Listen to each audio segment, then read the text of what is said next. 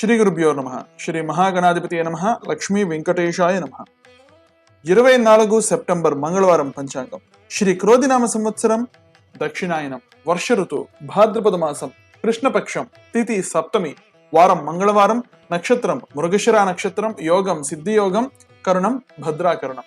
ఈరోజు విశేషము భాద్రపద కృష్ణపక్ష సప్తమి రాడు మరణించినటువంటి పితృదేవతల శ్రాద్ధ కర్మలు ఈరోజు చేయాలి. అదేవిధంగా మహాలయ పక్షంలో సప్తమి రోజు చేసేటువంటి పక్ష శ్రాద్ధము ఈరోజు చేయాలి.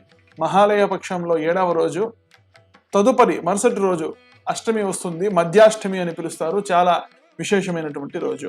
ఈ 15 రోజులు కూడా పితృదేవతలకు ప్రీతిగా నిత్యము తర్పణం మొదలాలి ద్వాదశ పితృలకు. అదేవిధంగా బంధువులలో మరణించిన వాళ్ళందరికీ కూడా వాళ్ళ పేరు గోత్రము చెప్పి తర్పణం మొదలడం వలన వాళ్ళకి ఉత్తమ లోకాలు సిద్ధిస్తుంది. వారి వలన మనకు సకల సంతాన దోషాలు, సర్పదోషాలు తొలగిపోతాయి.